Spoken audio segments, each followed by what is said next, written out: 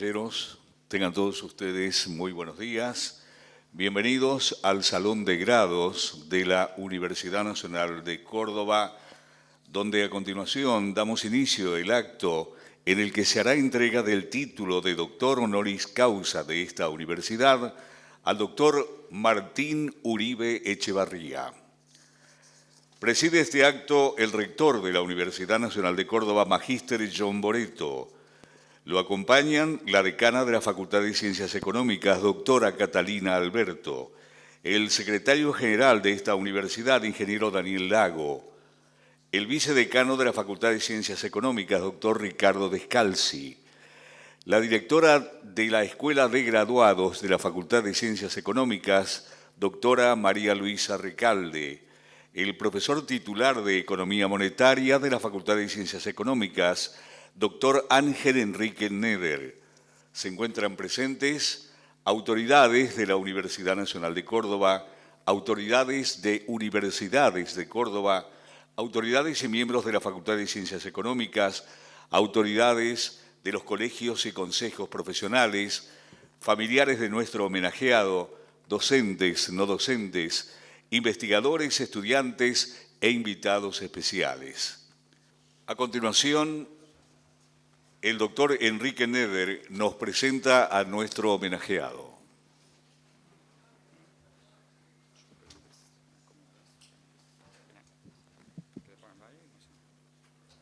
Bueno, ahí va. ¿Se me escucha o no? Si no hablo viva voce.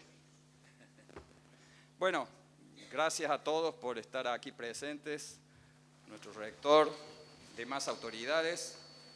Yo simplemente les quiero contar un poco que para todos nosotros es un honor participar en este acto en el que se le otorgará la distinción del doctorado honoris causa al doctor Martín Uribe Echevarría de la Universidad de Columbia. ¿Por qué para nosotros es un honor? Porque es un hijo de esta casa.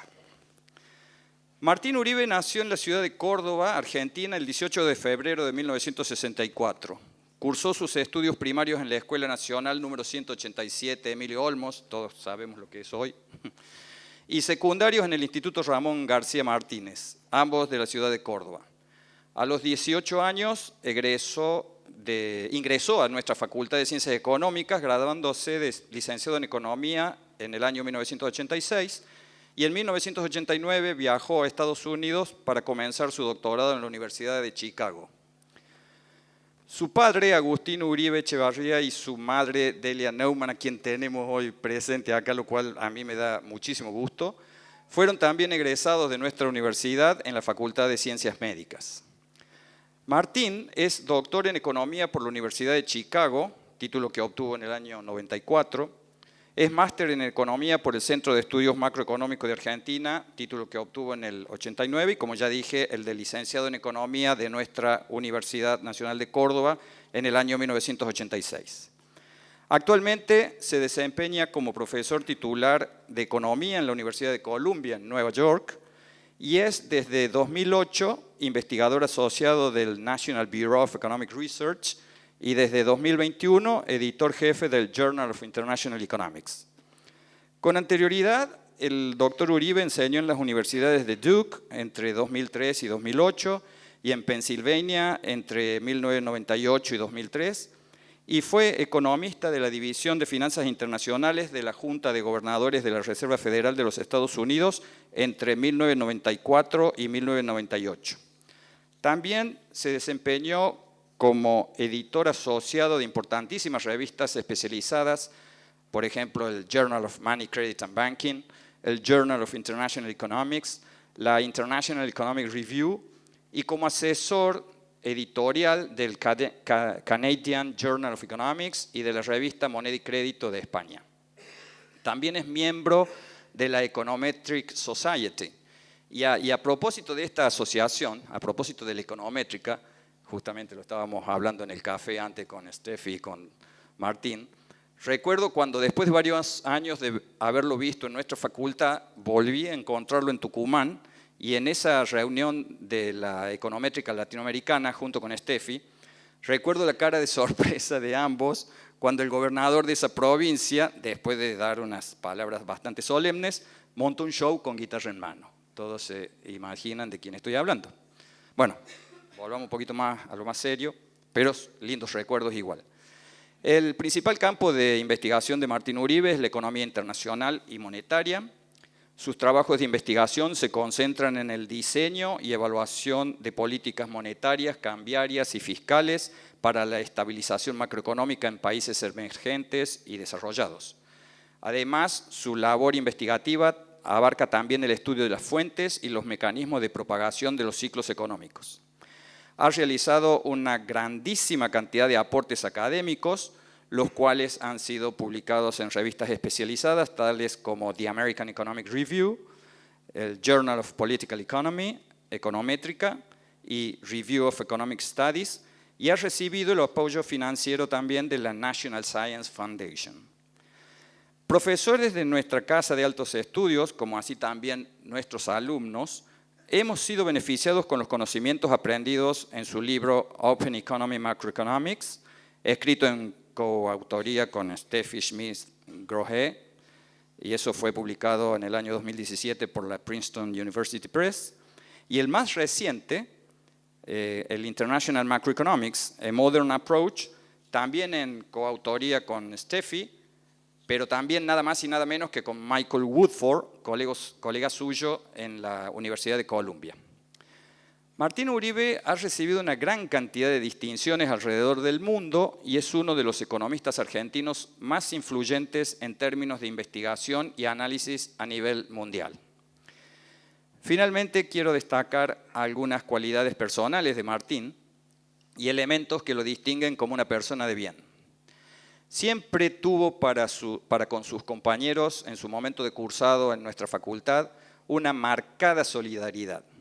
A muchos de ellos los buscaba para estudiar, alentándolos permanentemente a seguir y nunca dejando de lado esa tradicional premisa de mens sana in corpore sano. Incluso inside information tengo por ahí que me contaban que hasta cultivó eso en algunas pistas de baile cordobesas. Adicionalmente, su solidaridad se mostró con la ayuda que nos daba a todos nosotros, particularmente en la Facultad de Ciencias Económicas, para ubicar a nuestros destacados alumnos de la licenciatura en Economía en universidades de Estados Unidos. Con relación a uno de ellos, que bien debes recordar, Juan Manuel Licari, destacadísimo estudiante y luego doctor en la Universidad de Pensilvania, recuerdo que nos puso una vara tan alta que cuando le recomendábamos a Martín por algún otro egresado, siempre nos preguntaba, ¿y cómo lo ranqueas con respecto a Juan Manuel? Independientemente de la calificación que nosotros pudiéramos poner, siempre se esmeró en darle una gran mano a nuestros egresados. Por otra parte, siempre se encarga de comentar sobre la educación ecléctica que recibió en nuestra universidad y que ello le constituye un acervo muy importante en su capacidad de análisis. En síntesis, estamos plenamente y muy contentos de que hoy la Universidad Nacional le otorgue el título de doctor honoris causa a un hijo de esta casa, el doctor Martín Uribe Echeverría. Muchas gracias.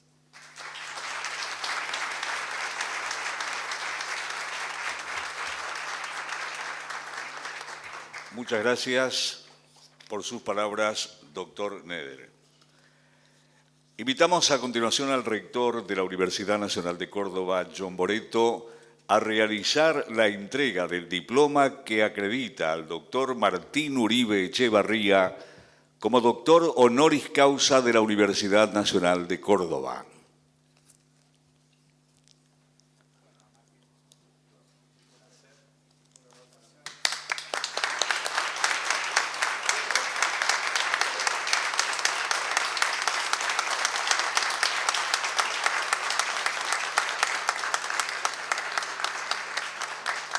Y además se le hace entrega de una medalla recordatoria de este momento.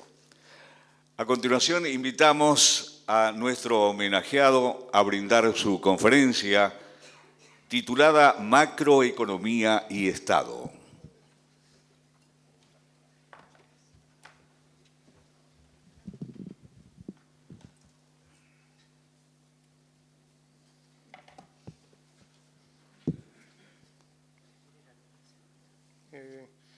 Sí. Bueno. Este es el tema.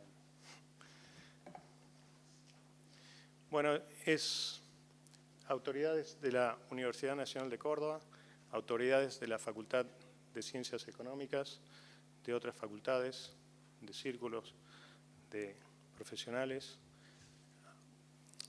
profesores de la facultad, colegas, familiares, amigos. Me siento hondamente honrado, agradecido y emocionado por esta distinción, especialmente viniendo de mi alma mater, donde yo aprendí los fundamentos de esta ciencia social tan difícil, compleja, como es la economía. Hoy les quiero hablar de qué nos dice el análisis económico moderno sobre lo que yo creo es la materia pendiente más importante a nivel económico que tenemos en la Argentina, que es qué queremos hacer como sociedad con el Estado en el ámbito económico. Mi presentación va a ser a un nivel que sea accesible para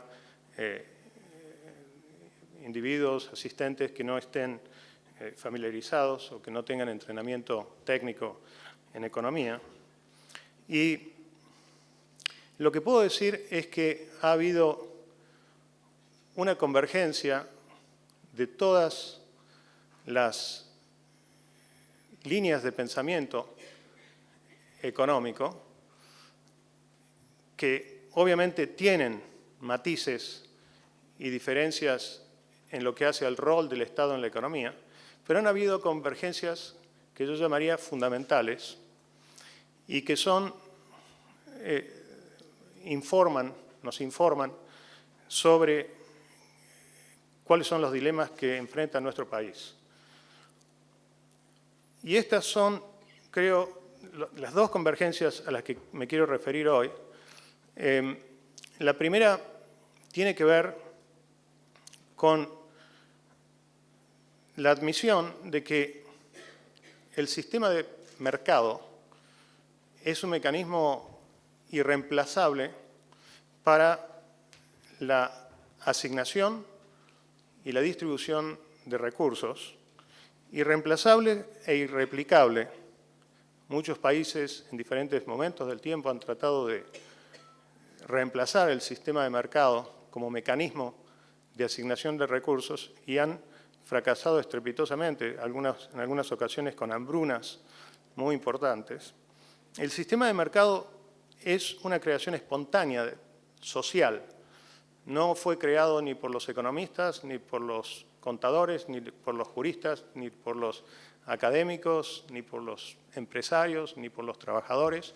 Es de creación espontánea y es un mecanismo extremadamente sofisticado y que logra la asignación eficiente de los recursos, promueve el crecimiento y genera bienestar. Nosotros cuando les enseñamos a los chicos en la facultad sus primeros elementos de economía y queremos que tengan una idea cabal de cómo funciona el sistema de mercado, lo que le decimos es algo muy simple.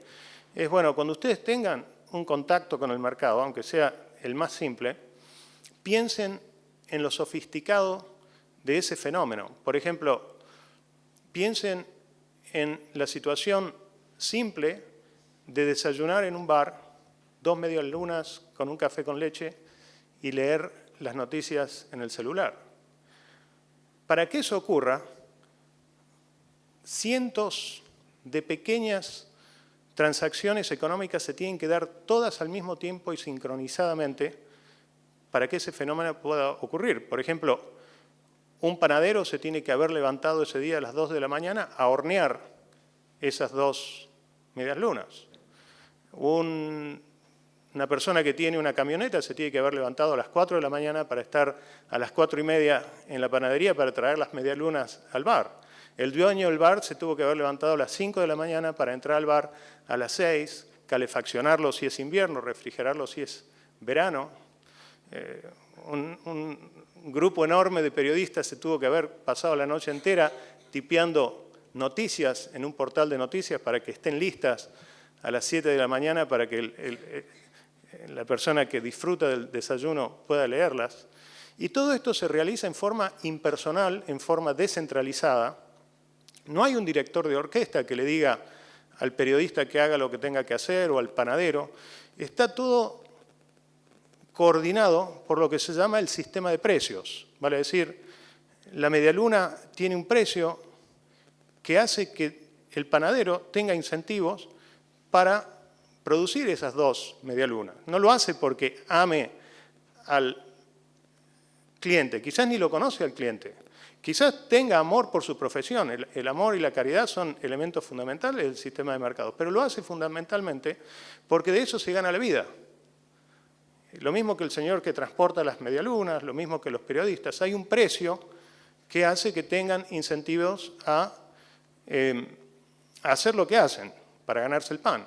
Y todo eso, coordinado por nadie, resulta en una cosa tan simple como es disfrutar de 2 medialunas y un café con leche y leer las noticias.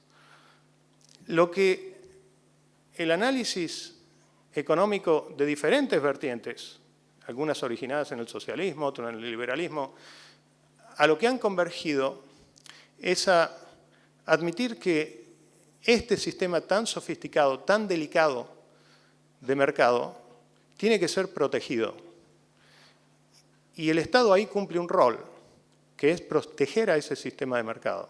Y la mejor forma en la que el gobierno puede proteger a esos mercados, a los mercados que funcionan más o menos bien, ningún mercado funciona perfectamente bien, es no actuar, dejarlos a los mercados que funcionen solos. Si el gobierno desea actuar, por ejemplo, para solucionar una pequeña falla, por ejemplo, si el gobierno cree que el dueño del bar está vendiendo las medialunas a 210 en vez de 200, porque quizás el próximo bar está a 4 cuadras y ese dueño de bar tiene un pequeñísimo poder monopólico sobre las casas o los clientes que viven cerca, seguramente el gobierno, dado que no entiende, no conoce la estructura de costos de ese bar, va a cometer errores. Entonces, con el fin, por ejemplo, de que el señor del bar venda más medialunas, quizás le diga, bueno, no podés vender las medialunas a 200, las tenés que vender a 180. Si el costo de la medialuna fuese 190, entonces lo que va a ocurrir es que el señor del bar le va a decir al panadero o al distribuidor, no me dejes medialuna, déjame otras cosas. Y la experiencia va a ser diferente. El cliente va a venir y va a decir, ¿tenés medialunas? No. Entonces el deseo del gobierno de que haya más medialunas en el mercado se convierte en que haya 0 medialunas. Ir a un bar y que te digan que no hay medialunas es lo mismo que ir a un bar y que te digan, sí, tengo medialuna, pero cada medialuna cuesta 100.000 pesos. En las dos situaciones uno se va a su casa sin comer medialunas. Entonces, ¿cuál es el rol del Estado con mercados que funcionan más o menos bien? El análisis económico moderno nos dice que lo mejor es dejar a esos mercados solos. Pero también hay una convergencia en todas las líneas de pensamiento económico modernas, vengan de donde vengan, en que los mercados a veces fallan estrepitosamente. Tienen fallas fundamentales que requieren ineludiblemente de la intervención del Estado. Son pocas estas fallas que yo llamaría monumentales del Estado. Se pueden contar con los dedos de una mano. Yo me voy a referir solo a 2, por limitación de tiempo. Una de ellas tiene que ver con lo que se llama política de estabilización, vale decir, hacer que los ciclos económicos sean más suaves, que no haya recesiones muy profundas o recesiones o expansiones muy pronunciadas que lleven a aumentos desmedidos de los precios.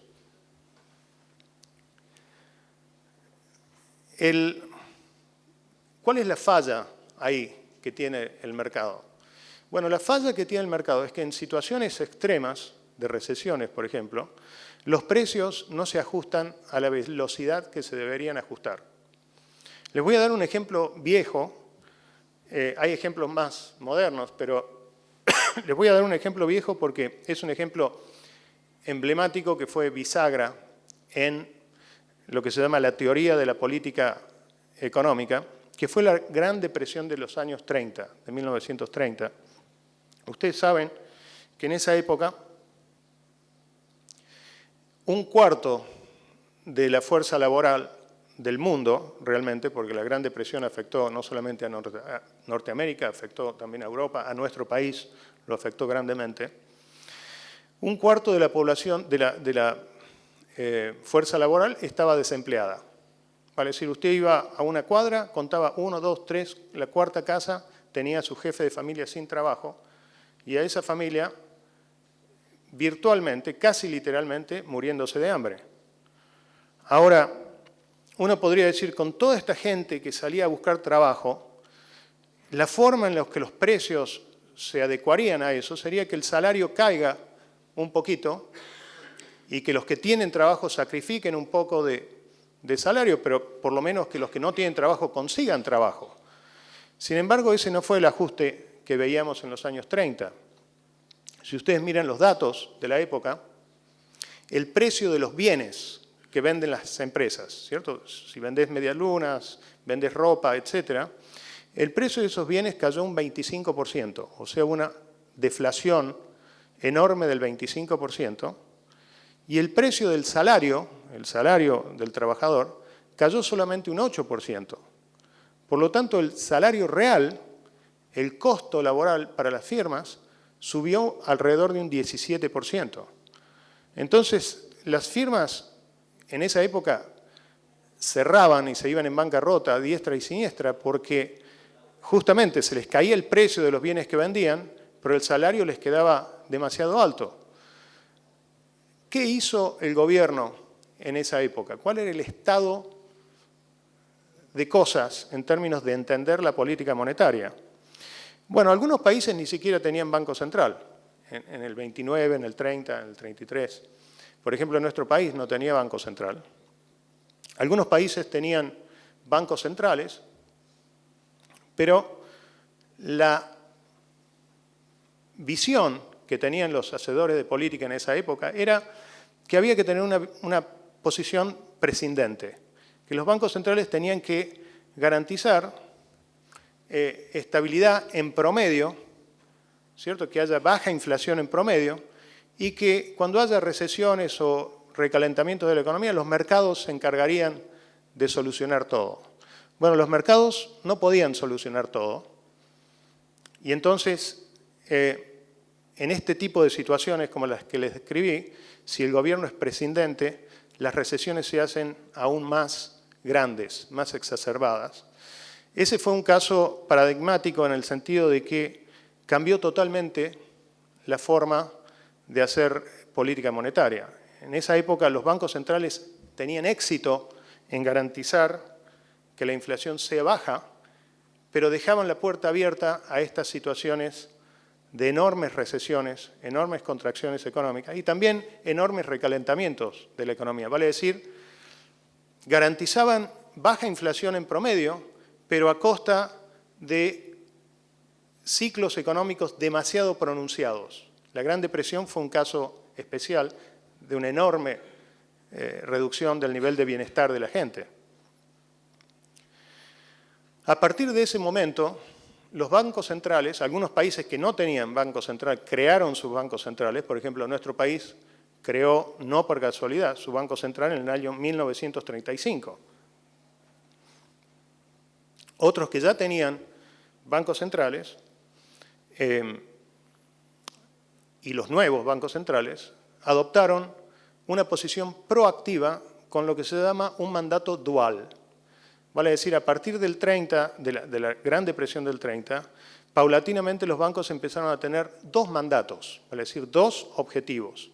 El primero, el viejo, de mantener en promedio la inflación baja, pero el segundo objetivo, de este objetivo dual, era evitar las grandes recesiones e evitar los grandes recalentamientos de la economía, lo que se llama estabilizar o suavizar el ciclo económico.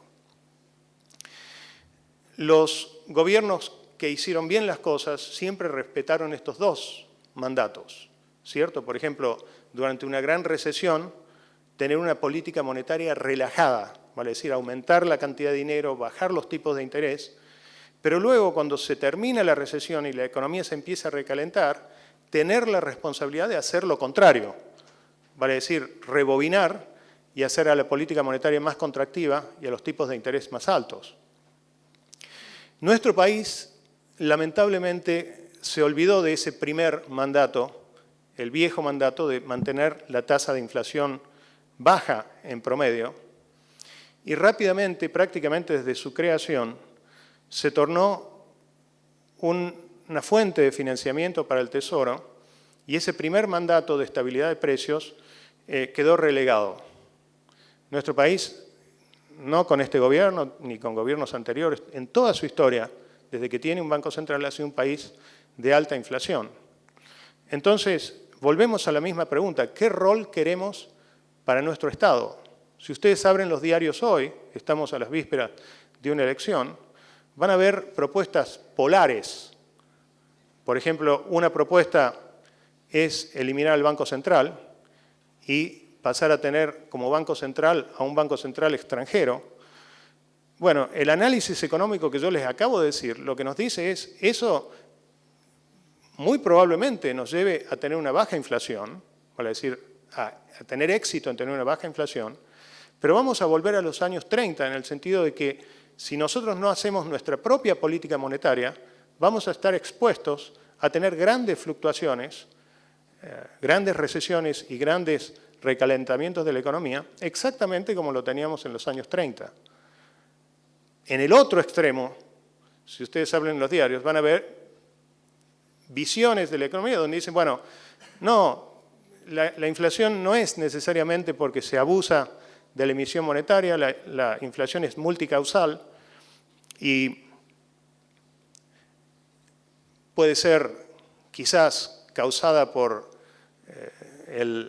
la guerra en Ucrania o por la disrupción en los mercados de commodities y no sabemos realmente cuál es la inflación.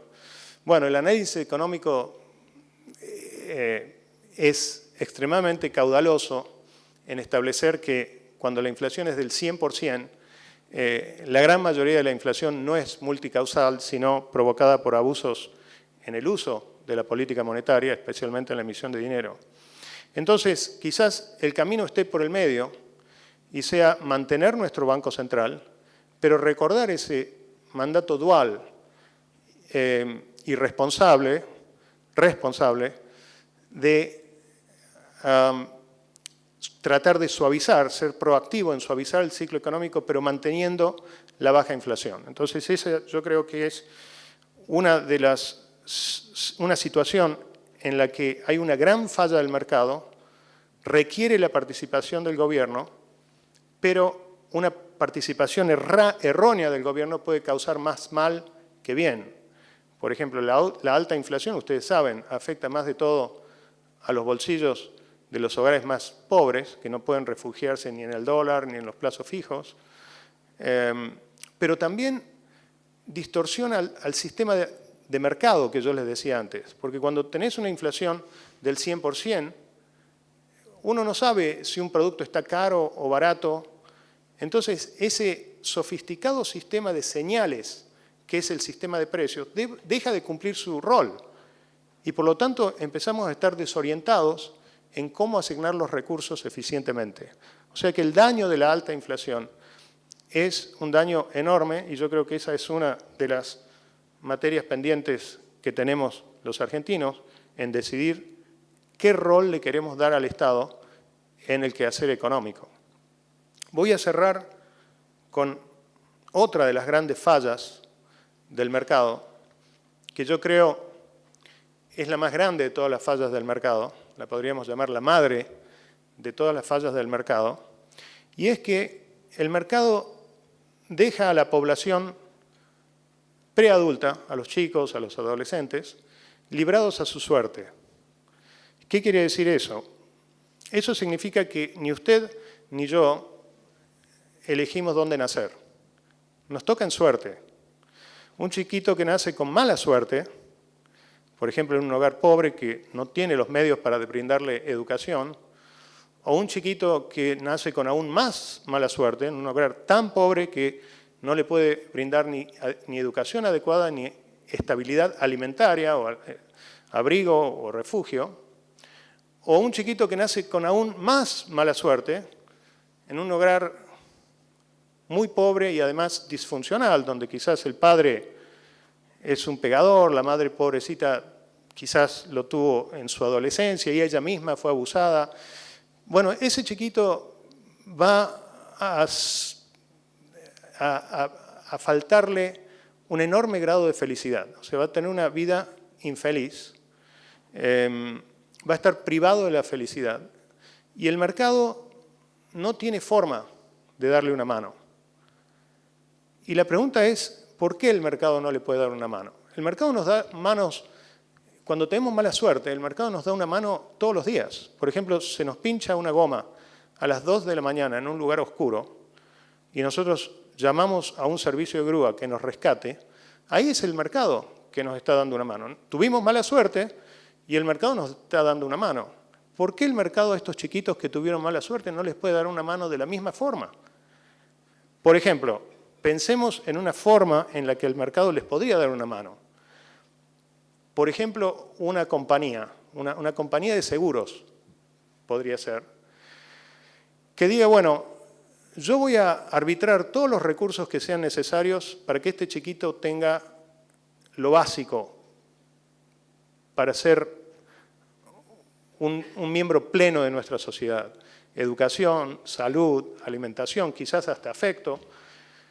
Y cuando este chiquito entre al mercado laboral, como un miembro adulto y pleno, que pague con una porción de su ingreso los costos en cuotas de esos gastos, de tal forma de cubrir los costos más una rentabilidad normal de la industria del seguro. Este sería un arreglo de mercado que podría darle una mano a millones de chicos. En la definición que yo les di de mala suerte, tenemos al 65% de nuestros chicos, o sea, tenemos millones de chiquitos en esa situación. Este arreglo que les acabo de dar sería una forma de rescatarlos. Igual que cuando se te pincha una goma a las 2 de la mañana. Sin embargo, esta forma, este mercado que podría rescatar a estos chicos no existe. Es lo que se llama en economía mercados incompletos. Y la pregunta es ¿por qué? ¿Será porque no hay demanda? Bueno, obviamente que sí hay demanda, todos demandaríamos ese seguro. Porque como dije antes, nosotros no elegimos dónde nacer, tuvimos suerte. Pero dado el riesgo de nacer con mala suerte, todos demandaríamos ese seguro. O sea, la demanda sería muy vigorosa. ¿Será que ese mercado no existe porque no hay oferta? Y yo creo que sí hay oferta. Ese seguro que yo les describí no es un seguro actuarialmente complejo, ¿cierto? Una compañía de seguro especializada puede decir, bueno, ¿cuánto me cuesta la manutención de un chico desde que nace hasta los 18, 20 o 25 años? Hace el costo y luego le saca la prima de seguro. Hay mercados de seguros mucho más complejos que eso, no hace falta ir muy lejos. En nuestro mercado agrícola, por ejemplo, hay seguros, contratos de seguros que son mucho más complejos, basados, por ejemplo, en precios contingentes, en precios futuros de los granos o contingentes en fenómenos meteorológicos que todavía no pasaron, etc. Este no es un mercado de seguros muy complejo. Entonces tenemos oferta, tenemos demanda y no hay mercado. Lo que es una cosa muy curiosa, los economistas siempre decimos que donde hay oferta y hay demanda, hay mercado. Por ejemplo, en los lugares más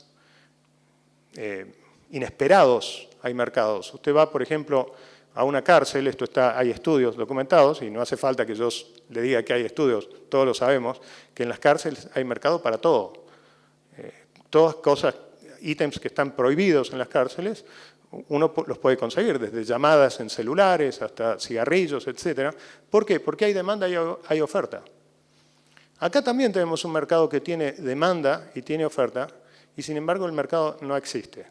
Y la pregunta es, ¿por qué este mercado que podría ser tan útil, tan vital, en sacar a tantos millones de chicos de la mala suerte, por qué este mercado no existe?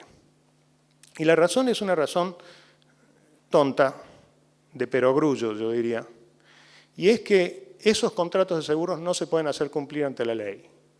Vale decir, si una persona de 30 años lleva a juicio a una compañía aseguradora, arguyendo que la compañía aseguradora no le brindó los servicios que estaban estipulados durante la adolescencia y la infancia, el juez le va a decir, bueno, ¿usted cuándo firmó ese contrato? Y yo lo firmé cuando tenía 6 meses. Bueno, ese contrato no se puede, no es válido. Un chiquito de 6 meses no puede firmar un contrato. Y lo mismo si la empresa aseguradora lleva a juicio a un muchacho o una muchacha de 30 años, diciendo que la compañía le pagó todos le costeó todos la adolescencia y la infancia y esta persona ahora no quiere pagar la prima de riesgo. El juez le va a hacer exactamente la misma pregunta. ¿Cuándo firmó usted el contrato? ¿Qué quiere decir esto? Esto quiere decir que los chiquitos que nacen con mala suerte están abandonados de abandono absoluto. El mercado, aunque quiera, no le puede dar la vuelta para ayudarlos. Eso quiere decir que el Estado tiene un rol insoslayable en proveerles a todos estos chiquitos de todo lo que necesiten para ser miembros plenos, así tener las mismas oportunidades que nosotros tuvimos. Ahora, ¿por qué es importante todo esto obvio que yo les estoy diciendo? En realidad les estoy diciendo una serie de obviedades, pero yo creo que es importante abordar esto desde un punto del análisis económico, porque nos vuelve a la pregunta inicial de mi disertación aquí, que es ¿qué rol le queremos dar al Estado? ¿Qué prioridades le queremos dar a nuestro Estado en la vida económica? Nos da un orden de jerarquía de gastos. Por ejemplo, yo les podría hablar hasta muchas horas, tengo exactamente 12 minutos, me estoy cronometrando acá, pero déjenme que les dé algunos ejemplos. Tenemos el programa Previaje, por ejemplo, que es un subsidio a la gente que se puede tomar una vacación dentro del país. Y yo no tengo nada de malo con eso. Los países hacen con su dinero lo que quieran. Ahora la pregunta es, mientras haya un chiquito como bola sin manija a las 10 de la mañana en un lugar sórdido de nuestro país, ¿nos podemos dar el lujo de tener un previaje para seguir empleando el análisis económico? Podríamos decir que la industria del turismo no es una industria que tenga fallas, ¿cierto? Hay venta y compra de habitaciones de hotel, venta y compra de tickets de avión. No es una falla, no tiene fallas fundamentales ese mercado. Tendrá las fallas que tienen todos los mercados, pero son mercados normales, no requieren de la participación del gobierno, no requiere que el gobierno gaste plata en eso. Lo mismo con, por ejemplo, los servicios de vuelos aéreos. No hay razón para necesitar tener una línea aérea nacional. Si la queremos tener porque nos gusta, no hay ningún problema. Nosotros, repito, somos soberanos y hacemos con el precio lo que queremos, pero el análisis económico nos da una jerarquía de qué cosas tienen que estar arriba en los gastos y qué cosas tienen que estar más abajo.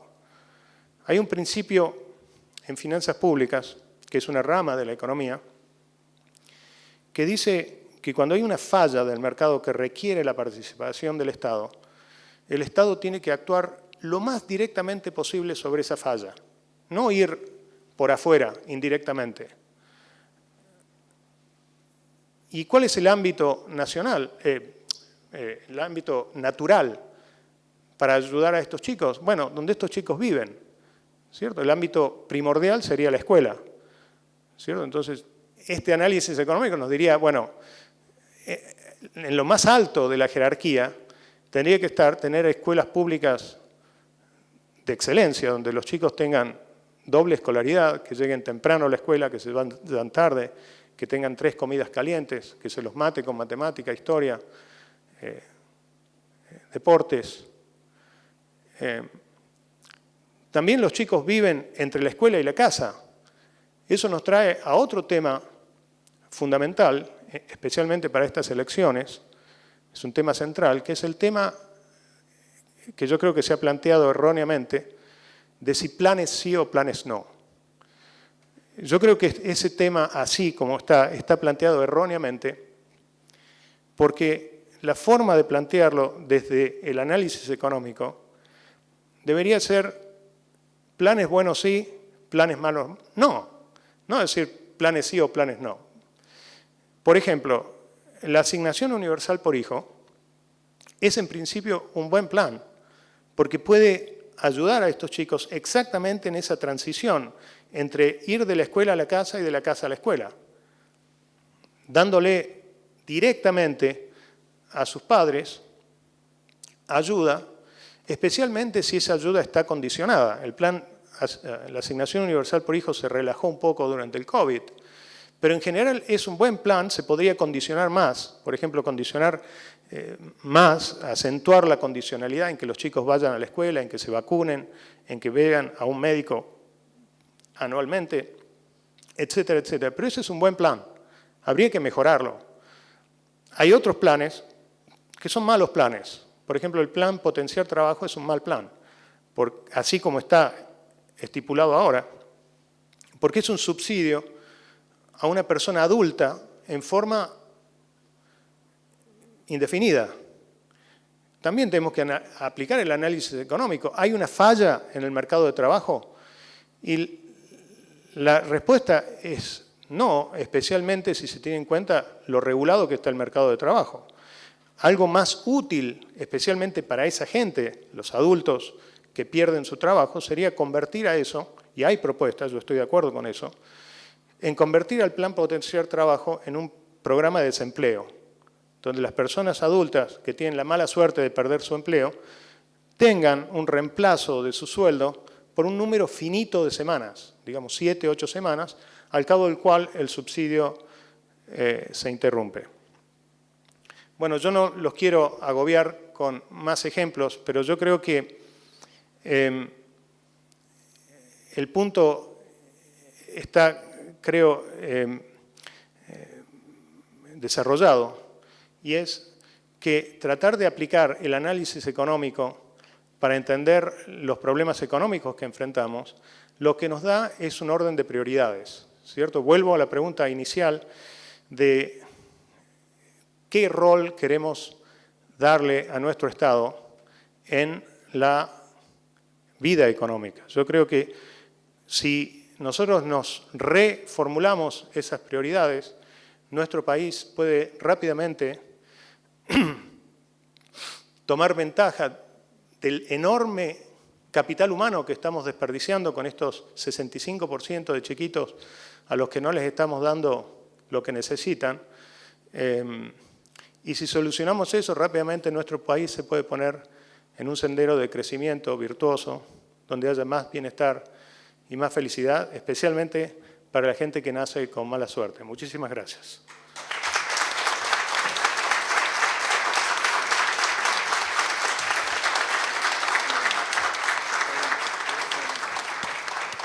Agradecemos la prestigiosa presencia del doctor honoris causa de la Universidad Nacional de Córdoba, doctor Martín Uribe Echevarría, así como agradecemos también a todos ustedes por su presencia esta mañana.